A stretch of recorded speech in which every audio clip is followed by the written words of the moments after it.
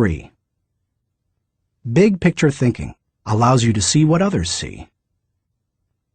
One of the most important skills you can develop in human relations is the ability to see things from the other person's point of view. It's one of the keys to working with clients, satisfying customers, maintaining a marriage, rearing children, helping those who are less fortunate, etc. All human interactions are enhanced by the ability to put yourself in another person's shoes. How? Look beyond yourself, your own interests, and your own world. When you work to consider an issue from every possible angle, examine it in the light of another's history, discover the interests and concerns of others, and try to set aside your own agenda, you begin to see what others see. And that is a powerful thing. 4.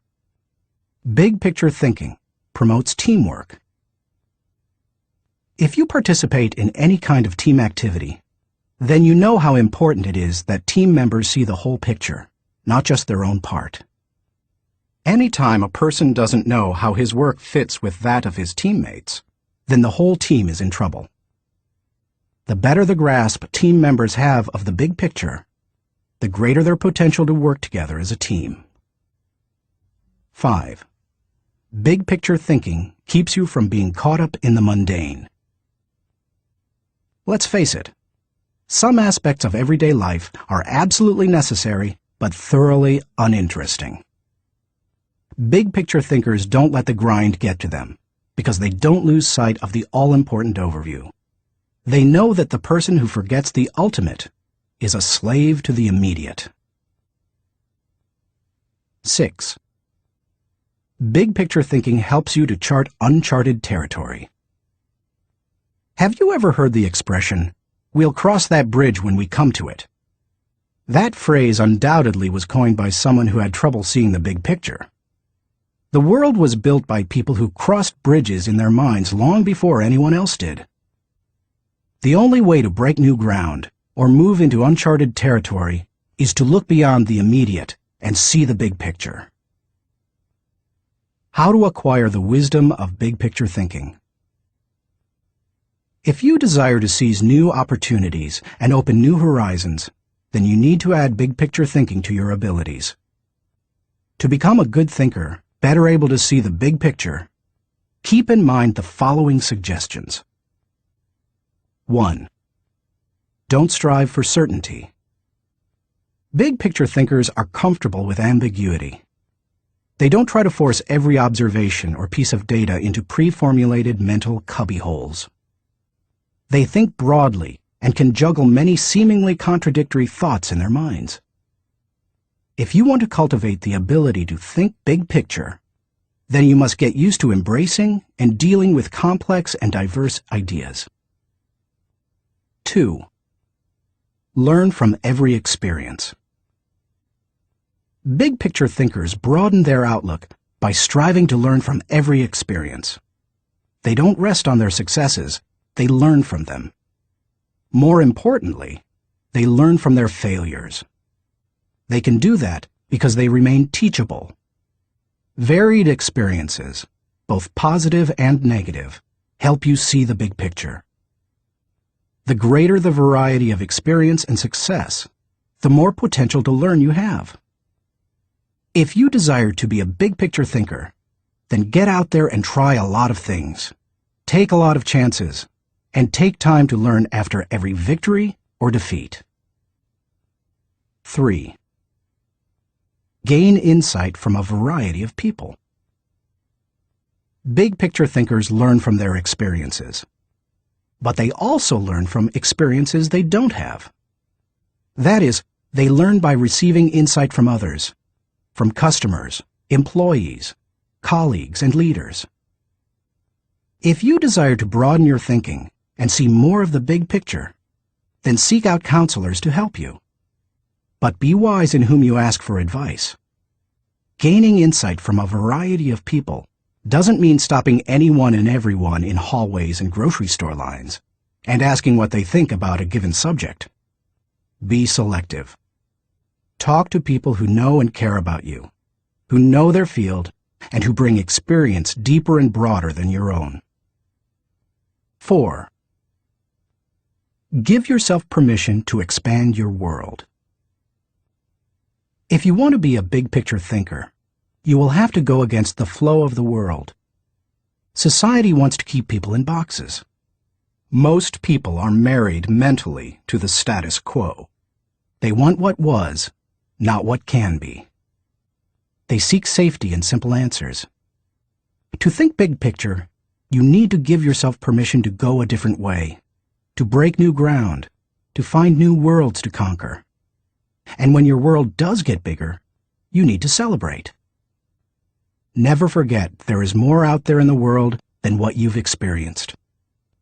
Keep learning, keep growing, and keep looking at the big picture. If you desire to be a good thinker, that's what you need to do. Thinking question. Am I thinking beyond myself and my world so that I process ideas with a holistic perspective? Chapter 2. Engage in focused thinking. He did each thing as if he did nothing else. Spoken of novelist Charles Dickens. Philosopher Bertrand Russell once asserted, "To be able to concentrate for a considerable time is essential to difficult achievement." Sociologist Robert Lind observed that, "Knowledge is power only if a man knows what facts are not to bother about." Focused thinking removes distractions and mental clutter so that you can concentrate on an issue and think with clarity. Focused thinking can do several things for you. 1. Focused thinking harnesses energy toward a desired goal. Focus can bring energy and power to almost anything, whether physical or mental. If you're learning how to pitch a baseball and you want to develop a good curveball, then focused thinking while practicing will improve your technique. If you need to refine the manufacturing process of your product, focused thinking will help you develop the best method.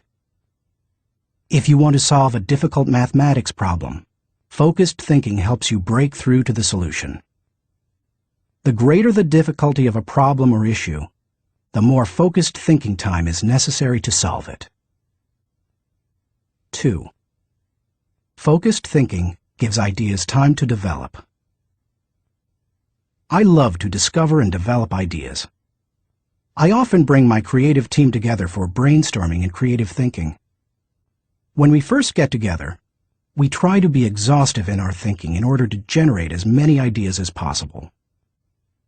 The birthing of a potential breakthrough often results from sharing many good ideas.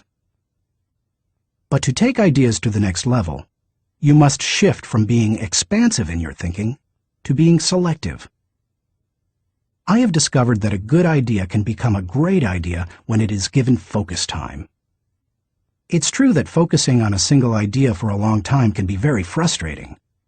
I've often spent days focusing on a thought and trying to develop it, only to find that I could not improve the idea. But sometimes, my perseverance in focused thinking pays off. That brings me great joy. And when focused thinking is at its best, not only does the idea grow, but so do I. 3. Focused thinking brings clarity to the target. I consider golf one of my favorite hobbies. It's a wonderfully challenging game. I like it because the objectives are so clear. Professor William Mobley of the University of South Carolina made the following observation about golf. One of the most important things about golf is the presence of clear goals. You see the pins, you know the par. It's neither too easy nor unattainable. You know your average score, and there are competitive goals. Competitive with par, with yourself, and others. These goals give you something to shoot at. In work, as in golf, goals motivate. One time on the golf course, I followed a golfer who neglected to put the pin back in the hole after he putted. Because I could not see my target, I couldn't focus properly. My focus quickly turned to frustration and to poor play. To be a good golfer, a person needs to focus on a clear target. The same is true in thinking. Focus helps you to know the goal and to achieve it. 4. Focused thinking will take you to the next level. No one achieves greatness by becoming a generalist. You don't hone a skill by diluting your attention to its development. The only way to get to the next level is to focus. No matter whether your goal is to increase your level of play, sharpen your business plan, improve your bottom line, develop your subordinates, or solve personal problems, you need to focus. Author Harry A. Overstreet observed, "The immature mind hops from one thing to another. The mature mind seeks to follow through." Where should you focus your thinking? Does every area of your life deserve dedicated, focused thinking time? Of course, the answer is no. Be selective, not exhaustive, in your focused thinking. For me, that means dedicating in-depth thinking time to 4 areas: leadership, creativity, communication, and intentional networking. Your choices will probably differ from mine. Here are a few suggestions to help you figure them out. Identify your priorities. First, take into account your priorities for yourself, your family, and your team. Author, consultant, and award-winning thinker Edward de Bono quipped, "A conclusion is the place where you get tired of thinking." Unfortunately, many people land on priorities based on where they run out of steam. You certainly don't want to do that. Nor do you want to let others set your agenda. There are many ways to determine priorities. If you know yourself well, begin by focusing on your strengths, the things that make best use of your skills and God-given talents. You might also focus on what brings the highest return and reward. Do what you enjoy most and do best. You could use the 80-20 rule. Give 80% of your effort to the top 20%, most important, activities. Another way is to focus on exceptional opportunities that promise a huge return. It comes down to this. Give your attention to the areas that bear fruit. Discover your gifts. Not all people are self-aware and have a good handle on their own skills, gifts, and talents. They are a little like the comic strip character Charlie Brown. One day after striking out in a baseball game, he says, "Rats! I'll never be a big league player. I just don't have it. All my life I've dreamed of playing in the big leagues, but I'll never make it." To which Lucy replies, "Charlie Brown, you're thinking too far ahead. What you need to do is set more immediate goals for yourself." For a moment, Charlie Brown sees a ray of hope. "Immediate goals?" he says. "Yes," answers Lucy. "Start with the next inning. When you go out to pitch, see if you can walk out to the mound without falling down." I've met many individuals who grew up in a household full of Lucys. They received little encouragement or affirmation, and as a result, seem at a loss for direction. If you have that kind of background, you need to work extra hard to figure out what your gifts are.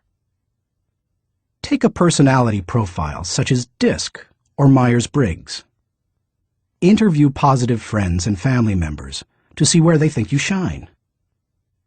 Spend some time reflecting on past successes. If you're going to focus your thinking in your areas of strength, you need to know what they are. Develop your dream. If you want to achieve great things, you need to have a great dream. If you're not sure of your dream, use your focused thinking time to help you discover it. If your thinking has returned to a particular area time after time, you may be able to discover your dream there. Give it more focused time, and see what happens. Once you find your dream, move forward without second-guessing. Take the advice of Satchel Paige. Don't look back. Something might be gaining on you. The younger you are, the more likely you will give your attention to many things. That's good, because if you're young, you're still getting to know yourself, your strengths and weaknesses. If you focus your thinking on only one thing and your aspirations change, then you've wasted your best mental energy. As you get older and more experienced, the need to focus becomes more critical. The farther and higher you go, the more focused you can be, and need to be. How can you stay focused? Once you have a handle on what you should think about, you must decide how to better focus on it. Here are 5 suggestions to help you with the process. 1. Remove distractions. Removing distractions is no small matter in our current culture, but it's critical. How do you do it? First, by maintaining the discipline of practicing your priorities. Don't do easy things first, or hard things first, or urgent things first. Do first things first, the activities that give you the highest return. In that way, you keep the distractions to a minimum. Second, insulate yourself from distractions. I've found that I need blocks of time to think without interruptions. I've mastered the art of making myself unavailable when necessary and going off to my thinking place so that I can work without interruptions. Because of my responsibilities as founder of 3 companies, however, I am always aware of the tension between my need to remain accessible to others as a leader and my need to withdraw from them to think. The best way to resolve the tension is to understand the value of both activities. Walking slowly through the crowd allows me to connect with people and know their needs. Withdrawing from the crowd allows me to think of ways to add value to them. My advice to you is to place value on and give attention to both. If you naturally withdraw, then make sure to get out among people more often. If you're always on the go and rarely withdraw for thinking time, then remove yourself periodically so that you can unleash the potential of focused thinking. And wherever you are, be there. 2. Make time for focused thinking. Once you have a place to think, you need the time to think. Because of the fast pace of our culture, people tend to multitask, but that's not always a good idea. Switching from task to task can cost you up to 40% efficiency. According to researchers, if you're trying to accomplish many things at the same time, you'll get more done by focusing on one task at a time, not by switching constantly from one task to another. Years ago, I realized that my best thinking time occurs in the morning. Whenever possible, I reserve my mornings for thinking and writing. One way to gain time for focused thinking is to impose upon yourself a rule that one company implemented. Don't allow yourself to look at email until after 10 a.m. Instead, focus your energies on your number 1 priority. Put non-productive time wasters on hold so that you can create thinking time for yourself. 3. Keep items of focus before you. Ralph Waldo Emerson, the great transcendental thinker, believed, concentration is the secret of strength in politics, in war, in trade, in short, in all management of human affairs. To help me concentrate on the things that matter, I work to keep important items before me.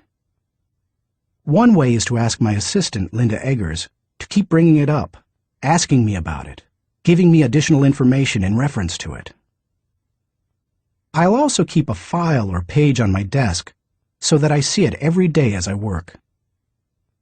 That strategy has successfully helped me for 30 years to stimulate and sharpen ideas.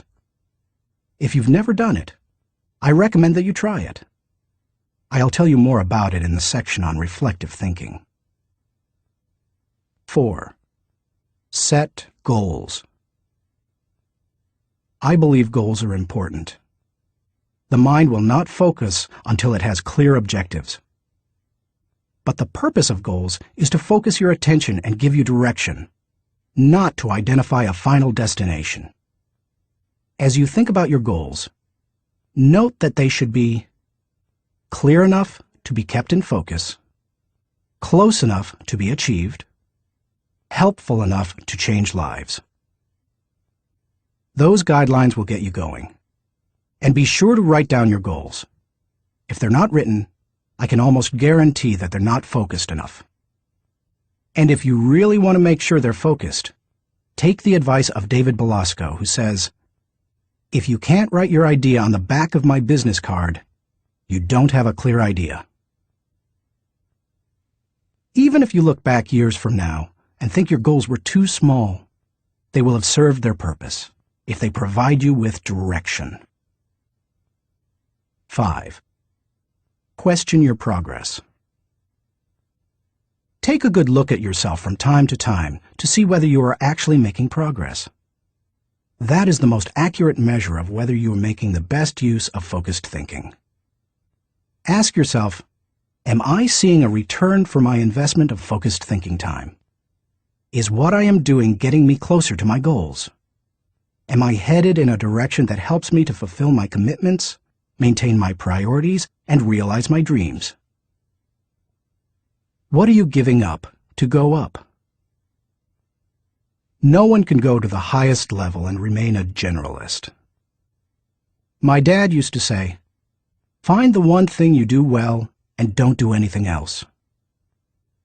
I've found that to do well at a few things, I've had to give up many things.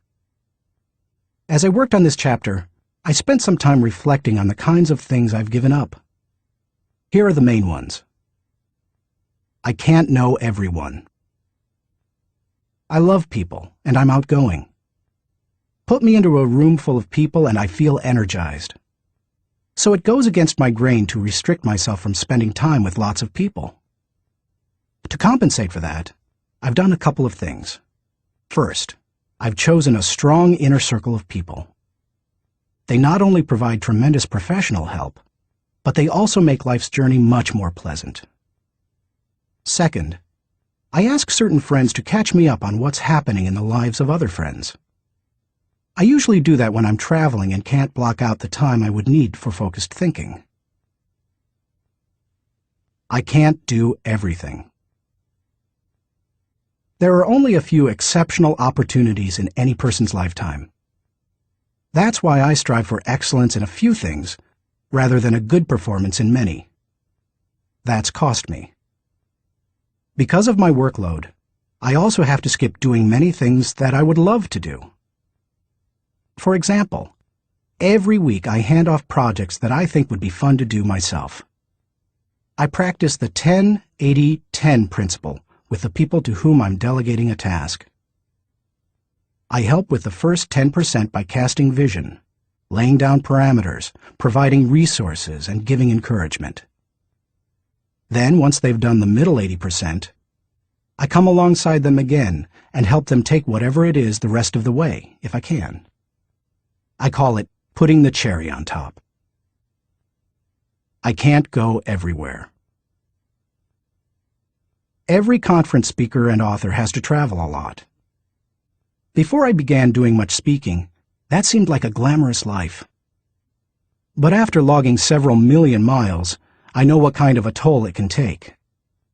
Ironically, I still love traveling for pleasure with my wife Margaret. It's one of our great joys. She and I could take 10 vacations a year and enjoy every one of them. Yet we can't because so much of my time is consumed doing what I was called to do.